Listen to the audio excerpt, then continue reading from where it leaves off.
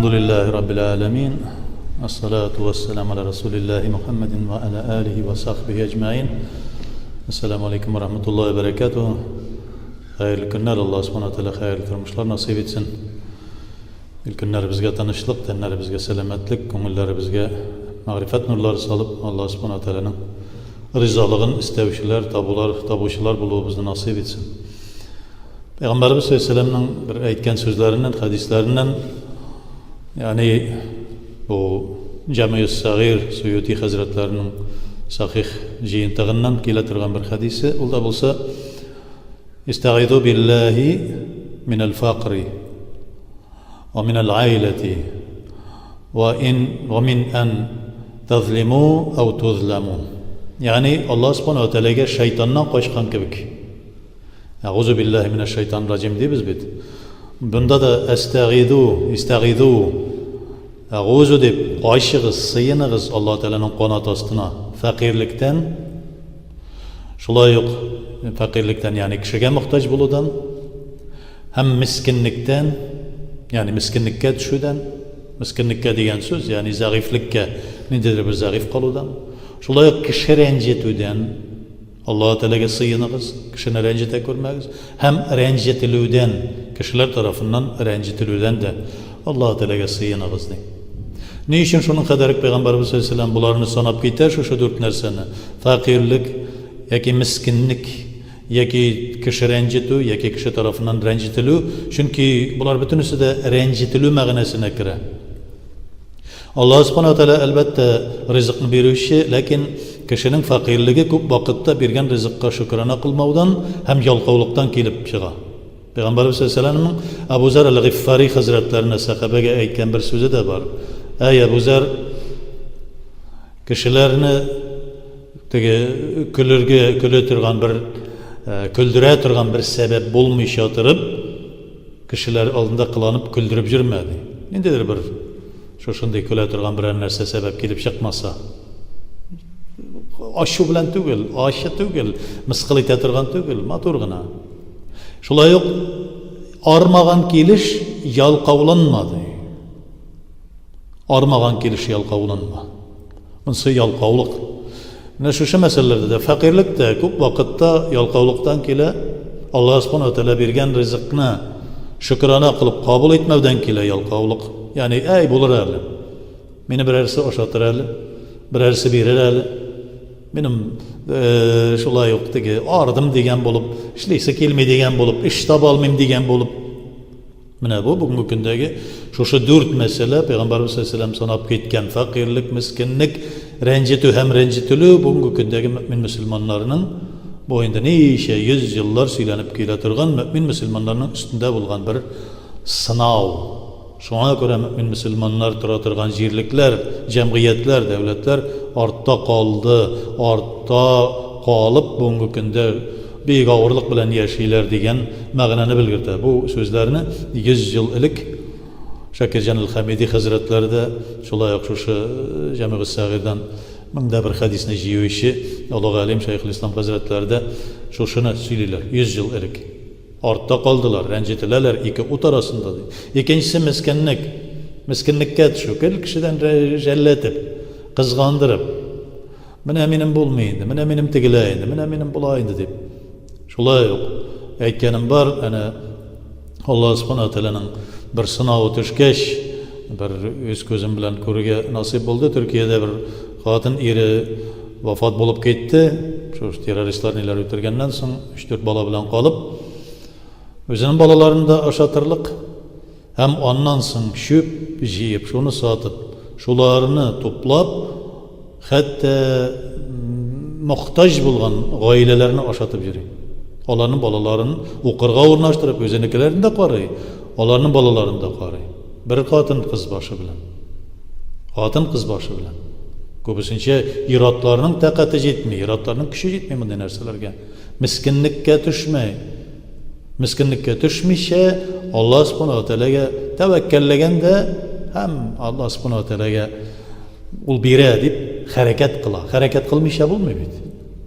Miskinlenip men bunu ko'tara olmayman, men buni ishlay olmayman, menarga boshim yetmaydi, menarga tilim yetmaydi, menarga shu Акылым җитми дигән формада түгел. Аллаһның рәхмәте. Шушылар белән мискинлектән булмас. Рәнҗетмәгез ди бер вакытта да кешеләрне. Аллаһ Субханаһу Тәала Куръан-ы Кәримдә дә кешеләрне генә түгел, хәтта Аллаһ Тәала биргән бер генә җан иясен дә рәнҗетә күрмә. Чөнки беренчедән рәнҗетү кемнедер? Син аның хакын алдың. Аның риза бәхиллеген алырга кирәк, рәнҗеттең исә. Сүз белән, хәрәкәтең белән, ниндидер бер нәрсә белән Аллаһына сакласын. Рәнҗетергә ярамый. Рәнҗетү каян килеп чыга? Иң беренче минлектән, мин көчле дип уйлый кеше. Мин бу кешедән бөтенесеннән көчле, бөтенесеннән акыллы, мин теләде нәрсә сөйли алам, теләде нәрсә әйтә алам, килеп битенә бәреп әйтә алам. Чөнки мин менә анда өйрәндем әзрәк, беләм, дини мәсьәләләрдә менә бүгенге көндә рәнҗетүләр бар.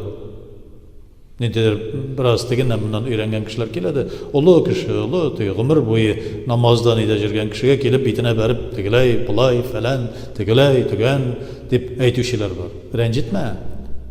Өйдәге гаиләңне дә рәнҗетмә, балаларыңны да рәнҗетмә. Ник рәнҗетәсең? Тәрбияли белмәгәнгә кем гаепле? Әгәр дә синең балаң сине тыңламый икән, димәк син аны тәрбияли белмәгәнсең. Рәнҗетмә. Шулай ук инде хатыныңны да рәнҗетмә, иреңне дә рәнҗетмә. Хатын кыз исә иреңне рәнҗетмә, иреңә тиешле вазифаңны үтә. Ир исә хатыныңны рәнҗетмә. Тиешле хатының алдында, гаилә алдында булган вазифаларыңны үтә. Рәнҗетелүдән дә саклан. Кай вакытта кеше рәнҗетелә? Кай вакытта безне рәнҗетәләр? Телебез узын булганга кирәкмәгән сүз сөйлибез. Кирәкмәгән сүзләр сөйлибез дә кирәкмәгән җиргә килеп тыгылабыз. Шуннан соң кирәкмәгән эшләр эшләп куябыз. Кирәкмәгән кешеләр белән аралашабыз. Пәйгамбәрбез сәлләм әнә күреп торабыз, кирәкмәгән кешеләр белән аралашмый, кирәкмәгән сүзләр сөйләшми, кирәкмәгән мәзәкләр, шуткалар, кирәкмәгән буш сүзләр сөйләми. Алай да аны теге кафирлар рәнҗетәләр ни өчен? Аллаһ Тәгалә турында сөйләмәсен өчен дип.